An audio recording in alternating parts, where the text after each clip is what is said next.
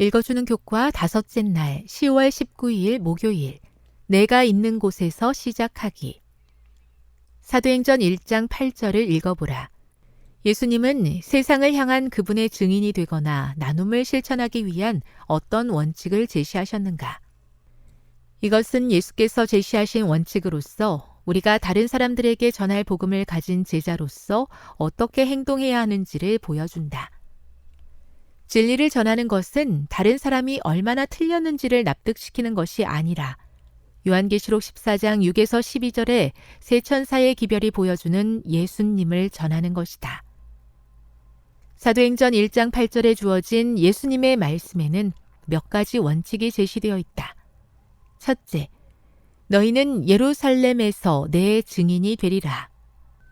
거듭 강조하지만 성경 말씀과 같이 우리는 자신이 지금 거하는 곳에서부터 그분의 증인이 되어야 한다.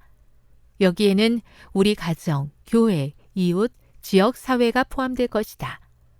우리는 먼저 우리가 있는 곳, 즉 집이나 직장 등 주님께서 우리를 있게 하신 곳에서부터 그분의 증인이 되어야 하며 가장 가까이 있는 사람들에게 그분을 증거해야 한다. 가까운 가족이나 친척, 교회 사람들, 직장 동료, 이웃, 지역 사회가 그 대상이 될 수 있다. 때로 사람들은 하나님의 증인이 되기 위해 먼 나라, 낯선 문화권으로 떠나는 데에만 관심을 보이면서 정작 바로 자기 주변에 있는 사람들에게는 증거하지 않는다. 우리는 자신이 있는 곳에서 시작하여 거기서부터 주님이 인도하시는 대로 나아가야 한다. 둘째, 온 유대와 사마리아와 땅끝까지 이르러.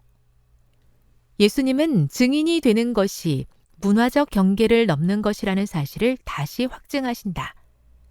우리는 있는 곳에서 시작해서 다른 사회, 민족, 종교 집단에 다가가도록 다른 지역으로 이동하라는 부름을 받을 수도 있다. 증인이 증거해야 하는 어떤 민족이나 언어 집단에 이미 속해 있다면 넘어야 할 문화적 장벽이 낮기 때문에 증거하는 것이 훨씬 쉬울 것이다.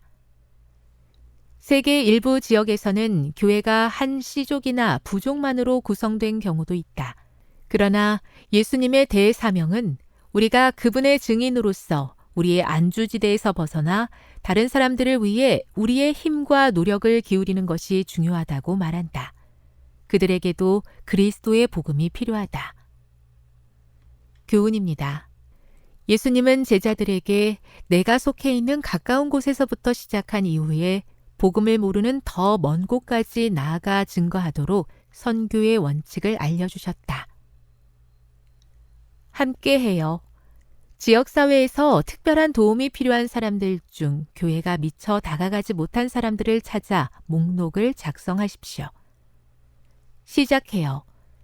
가까운 시일에 그 특별한 도움이 필요한 사람들을 위한 선교에 참여할 수 있는 길이 열리도록 기도하기 시작하십시오. 영감의 교훈입니다.